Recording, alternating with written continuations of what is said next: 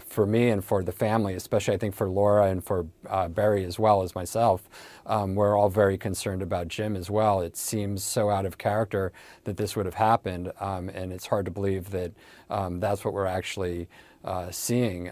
So, we're really trying to see, is anybody actually looking for Jim?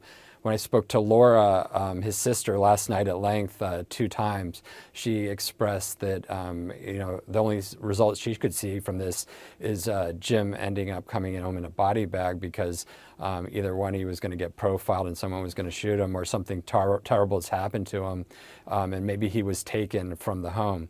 I go camping with Jim on a regular basis. He's not a survivalist. Everybody's out there talking about like he's some sort of survivalist. I mean, it's almost a joke. Barry, myself, and Jim are all slightly overweight, and we would go out with a guide, and we'd go to Yosemite. We had a regular trip out to Yosemite.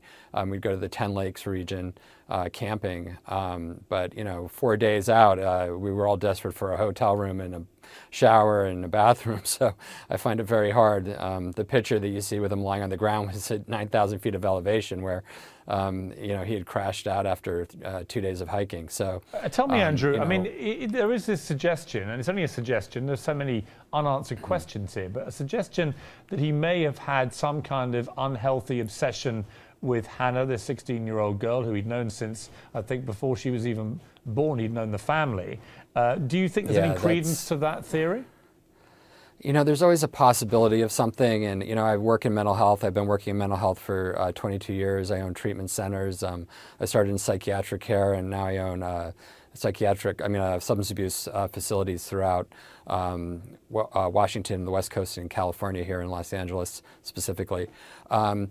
There's always a possibility that somebody could have a break. I heard some rumors on the media that he had been smoking marijuana recently, and I know that that's a big topic lately on CNN. And there's always the possibility with the potency of marijuana these days that people could have drug-induced psychosis that might relate to some of this behavior, but it would have to have been an extreme event, something like that. It would have to have been some really mind-altering event that would change his character so dramatically from the man that I know, who is actually someone who cares very deeply about people.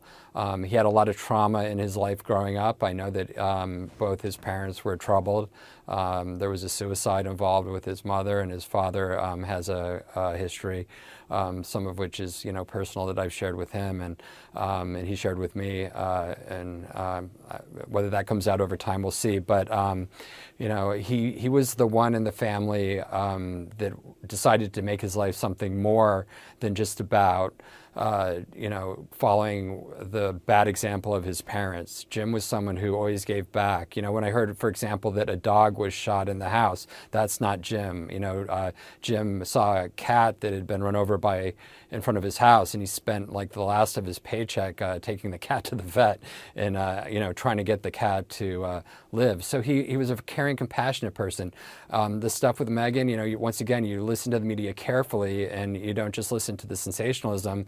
And you can hear the reporting where they say that he had made this comment to Megan about that she was good looking and whatnot. But if you listen carefully, he talks very specifically about, and I know that there were other girls in the car, and he talks about not that she's just good looking, but that she's good looking for her age, and other boys would like her. Just to clarify, it wasn't about him. Just to clarify, Andrew, you mean Hannah, not Megan? I'm sorry. Yes, I'm sorry. Right. Yeah. So, so it was never about him. It was about, he had a fatherly role with these children. The father was in Tennessee, and he basically drove these children around and took care of them. And it was something that he was very proud of.